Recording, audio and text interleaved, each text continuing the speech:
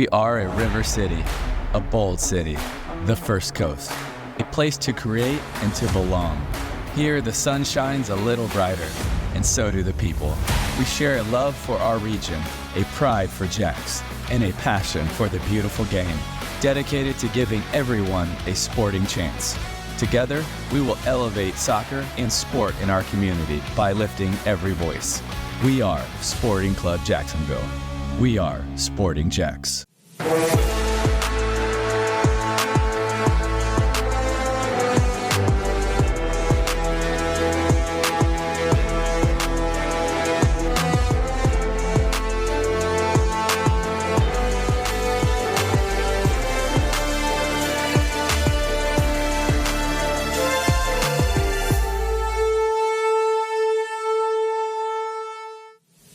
Hello and welcome into the Sporting Jacks Report. I'm Cole Pepper. It has been a memorable week for the club as the first men's coach has been introduced. We'll meet Liam Fox. Plus, the women's team faces the top team in the Gainbridge Super League and a look back on the high school soccer media day.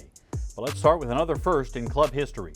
When Sporting Jacks launched this year with the women's team, a lot of club firsts were accomplished. Now the men's team has their first. Liam Fox introduced this week as the first head coach for Sporting Jacks men's team. Fox comes from Scotland, where he spent parts of the last 2 years as the caretaker manager of Hearts, a club with over 150 years of history. Now he comes to Jacksonville, where he'll look to follow the strong start that the women have enjoyed in the first season. After Tuesday's press conference, I sat down with Fox to ask him about his approach, his vision, and what drew him to the opportunity in Jacksonville. Yeah, I think there was a number of things. I think first and foremost, the opportunity to come and be the head coach is in itself a fantastic one, but when you look at the amount of work that's going to have to go into it, and I enjoy hard work and I enjoy challenges, and putting a squad and a roster together from nothing is a huge challenge, but it's one that I always think there's two ways you can look at things. You can be negative and you can be anxious about these types of challenges, or you can embrace them and meet them head on. So that's what we plan to do. There's a lot of work being put in already from the ownership, etc., to get to this point. And add on top of that the work that Mark's done since he's came in. So it's a fantastic opportunity, and it's a real privilege to be sitting here today. Let's talk about that challenge. Launching a team from the ground up does offer a great opportunity. There are those challenges you mentioned. What are the important things before things really start getting rolling and the players start arriving that you can do to start sort of setting the tone for the men's team? Well, like you say, I think it's unique, and especially to me, having worked in the UK for so long, you don't really get this kind of opportunity. So what's going to be important moving forward is setting the culture and the environment, and obviously the recruitment of the squad and the roster. That's a process that Mark's already been on top of, and that's going to be our next focus for the next period. And then when you're speaking to these players, you get the opportunity to chat to them, and you get to sell your vision, and ultimately what I'm trying to do is I'm trying to set the parameters and the boundaries of the environment of what we want it to be, and how high performance we want it to be, because we want it to be a really good environment that involves loads and loads of learning and development. I talk quite a lot about engagement, challenging and supporting players, and that's the sort of messages that we've been putting across to them. Three things that are really important to me is you always put the team first. Second of all, you've got to be open to learning and trying new things. And third of all is really quite simple. You must always give your best. So these are three things that we're hoping that our environment's going to be. Well, I'm saying hoping our environment is going to be built on these three things. Liam, welcome to Jacksonville. Best of luck. We look forward to seeing it all come together. Thanks very much. All right, now welcome in Emerson Burris. And Emerson, you spoke with head of soccer Mark Warburton, who made this hire. Warburton certainly holds Fox in high regard. Absolutely. Mark Warburton says bringing the right leader for Sporting Jacks men's team was about finding more than a coach with experience. It was about finding someone whose values match the club vision. Warburton says the new head coach, Liam Fox, checked all the boxes from player development and leadership to understanding the unique opportunity of building a brand new team from the ground up. You have to find the right person in terms of what drives them, their ambition, their personal goals are important, but also do they understand the opportunity that's afforded them. And that's not said in an arrogant way, but you look at the club and the potential of the club, and do they understand what we're trying to achieve here? Have they got a reputation for developing players? What's their man management like, or their player management like? How do they interact with other staff? What's their track record, etc. So there's so much that goes into it. I knew about Liam from an ex-player of mine, and he spoke so highly in terms of his thoughts on the game matched ours. It's not about someone mirroring what you do, but your same philosophy on the game, the same beliefs on the game, the same values of the game are very important to me. So I spoke to Liam a few weeks ago and carried on the conversations, and it was clear that he had that real understanding of what's at stake here, what we're looking for, and the potential for him and for the club and for everything involved in it. So delighted to get him on board. Here we're literally forming. Now to the women's team. On Halloween, Sporting Jacks visited the top team in the league, Lexington SC, for a game with huge opportunities. The Sporting Jacks squad took an unbeaten home record on the road against a team that had not lost a match this season. To the Bluegrass State we go. These two teams met in the preseason, but this is the first meeting in the regular season. First half, 17th minute. Hannah Johnson to Sarah Griffith.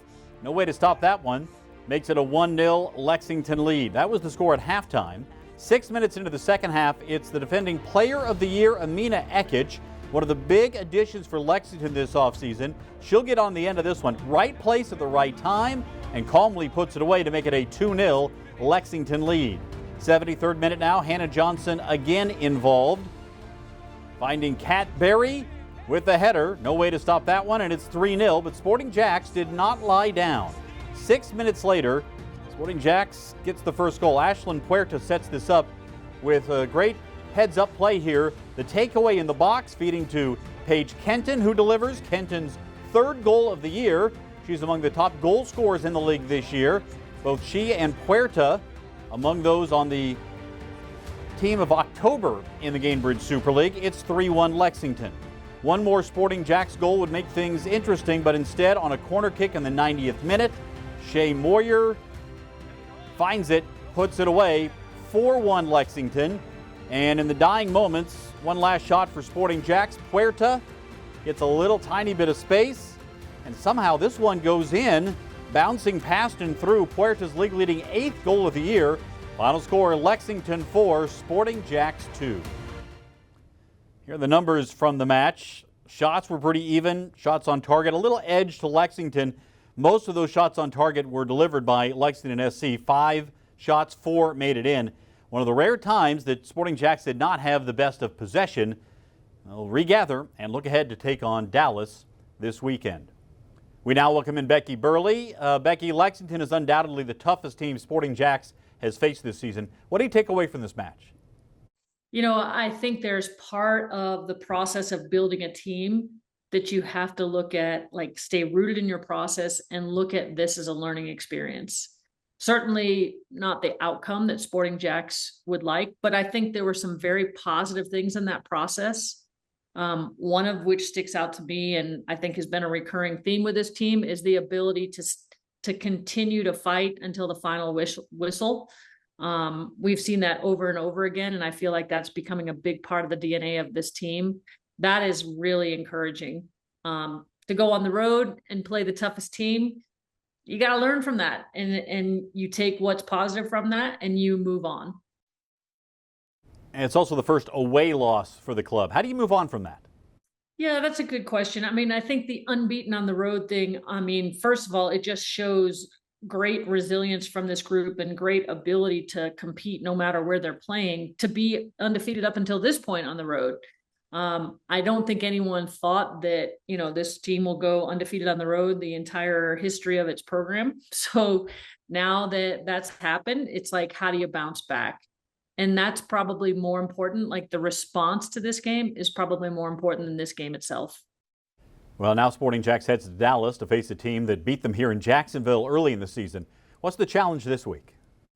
You know, I think anytime you're coming off a loss, and especially a loss where you feel like maybe the other team dominated a bit of the match, it's like, how do you keep your confidence despite that?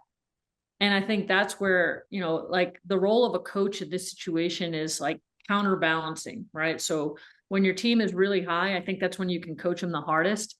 And when your team is struggling a bit, that's when you got to remind them of who they are and what they do well. And so I think that will be part of the preparation for this week. Becky, thank you. A quick look at the Gainbridge Super League standings. Sporting Jacks just down to 5th. Top 4 will make the playoffs, so that's not for a long way away. Sporting Jacks still in a very good position here as they get ready to take on Dallas this afternoon. Sporting Jacks faces Dallas Trinity today, and then they'll be back home on November 22nd to face Fort Lauderdale United. It is Military Appreciation Night. Tickets are available by going to sportingjacks.com. And Sporting Jacks has introduced the family 4-pack or 5, 6, 7, or 8-pack. Great way for families to enjoy pro soccer. You get tickets to the match, a meal voucher for a hot dog or burger, chips and soda for each member of the family. You can even substitute beer for the adults. To get your family pack, go to sportingjacks.com.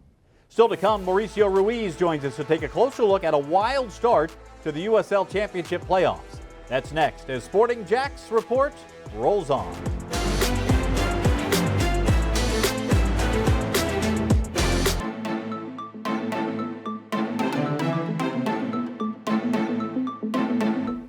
Every game of the Gainbridge Super League can be seen streaming live on Peacock. Home games can be seen on Channel 4 or right here on the stations of First Coast News.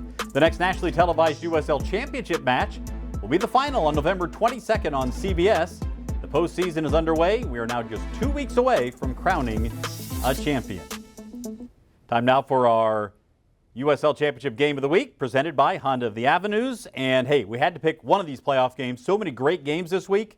But we're going to go with this one to start. Here we go to get things underway. Charleston Battery against Rhode Island FC. Charleston looking to advance in front of their home crowd. 58th minute. Charleston nearly breaks the deadlock. Cal Jennings finding space down the right side, fires low, but Koke Vegas gets down and pushes it away.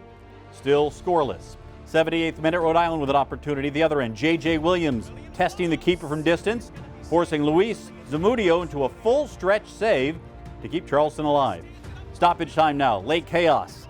J.J. Williams heads one off the crossbar and in, but flagged for offside, no goal. The quarterfinal stays level at 0-0. Extra time. After 30 minutes of added time, it remains scoreless. Eastern Conference quarterfinals will be decided from the spot. Tensions building. Arturo Rodriguez on the PKs. Needing this one. Skies it over the bar. Oh my. With a match on the line, Aimee Mabika steps up and delivers to steal it for Rhode Island. Heartbreak at Patriots Point. Rhode Island FC wins it 5-3 on penalties. We said there were a lot of close matches in the playoffs. Here are more of them. Lou City, the number 1 seed in the East, against the 8th seed Detroit City. Detroit City on the corner kick. Devin Amu-Mensah puts it away. That goal would stand up. Biggest upset in USL Championship history. Detroit City eliminates the top seed 1-0. North Carolina FC, the 3 seed, against 6th seeded Loudoun United. 6th minute, who else but Olex Anderson with a goal. That was the only goal of the game. North Carolina moves on. A 1-0 win. The highest seed in the East to advance. Top seed in the West, FC Tulsa, facing the defending champion Colorado Springs Switchbacks. Stefan Lukic puts it in. Another 1-0 game as Tulsa moves on. New Mexico United, the 3 seed in the West, and San Antonio FC, the 6 seed. 58th minute, Kip Keller sets up Valentin Noel to make it a 2-0 New Mexico lead, and that's the final. New Mexico, a team to watch as they advance to the next round. Phoenix Rising taking on El Paso Locomotive in a matchup where El Paso is playing with 10 men. It gets worse here. Handball in the box gives a penalty to Phoenix, and Charlie Dennis steps up, and from the spot, he will put it away. 1-0 Phoenix the win on the road over El Paso. Finally, Sacramento Republic, the 2 seed in the West against the 7th seed Orange County. Scoreless after extra time. We go to PKs in this one. OC up 1. Sacramento's Jack Gurr. His shot saved by Tatua Cadona. The number 2 seed is out. Orange County moves on. Take a look at the bracket. Number 1 seed moves on in the East. Number 3 seed moves on, or rather in number 1 seed in the West, number 3 seed in the East. Those are the highest seeds still remaining. You've got the 3 seed New Mexico United moving on as well. This promises to be a wild postseason. Mauricio Ruiz, we welcome in now. Some surprises in the first round. None bigger than Detroit City upsetting Lou City in what was a surprising first weekend of the playoffs. It was very surprising for everybody because not only one upset, we had multiple upsets, especially in the East with number one and number two. But Lou City going down to Detroit City, that is the biggest upset that we could ever imagine, just because of the season that Lou City have. But Cole, the playoff allows you an opportunity to kind of live that Cinderella story. If you can get in and hopefully get in healthy, we talked about a couple weeks ago what's important into the end of the campaign here. If you can get into the playoffs healthy and you have confidence in the rhythm and the form in which you are arriving into the playoffs, these one-off games for soccer in small margins, you really could go either way. You still favor the number one seed against the number 8, but Detroit City show that it's anything but a guarantee. Remarkable. Group tickets are on sale now for the Sporting Jacks inaugural season. Groups of 10 or more can enjoy the best price for single game tickets. Gather your friends, family, and co-workers to enjoy United Sporting Jacks. General admission for group tickets as low as $22 per seat. Club seats start at $39 per seat. Call 904-863-KICK or go to sportingjacks.com to order your group tickets for pro soccer in Jacksonville. Still to come, a look back at high school soccer media day. What area stars are saying in advance of the high school soccer season. That's next as the Sporting Jacks report rolls on.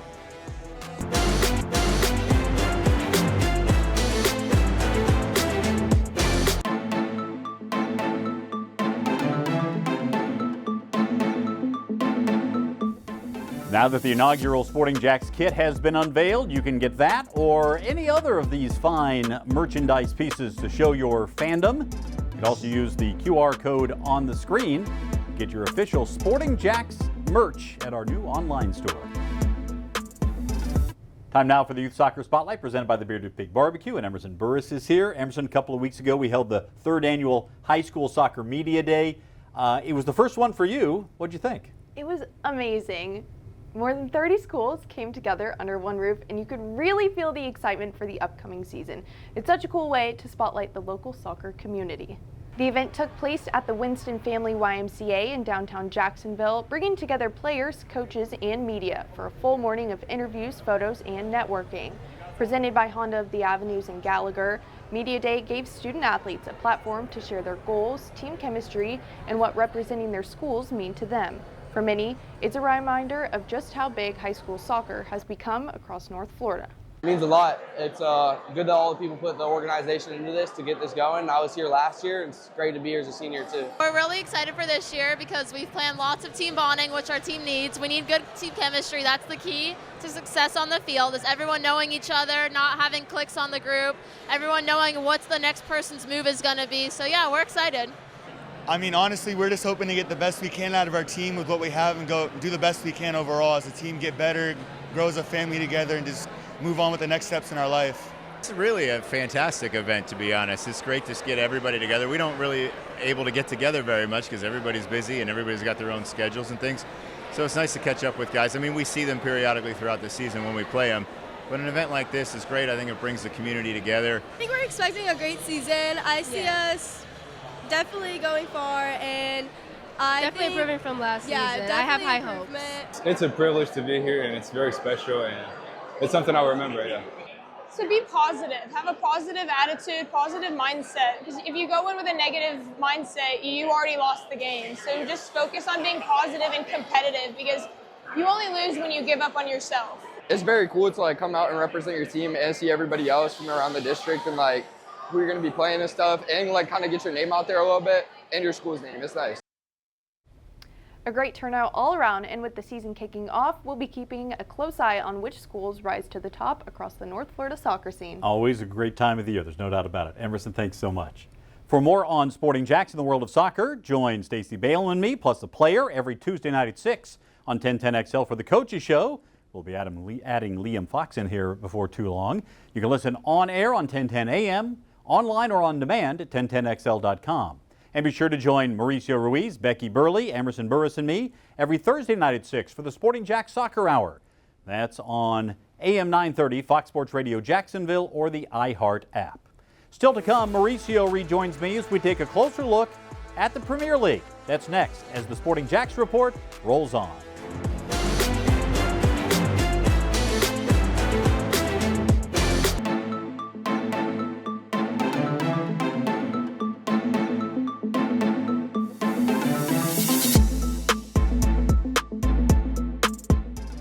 catch the Sporting Jacks Report next Saturday at 12:30 on NBC 12. You can also find us on demand on First Coast News Plus and the Sporting Jacks YouTube channel.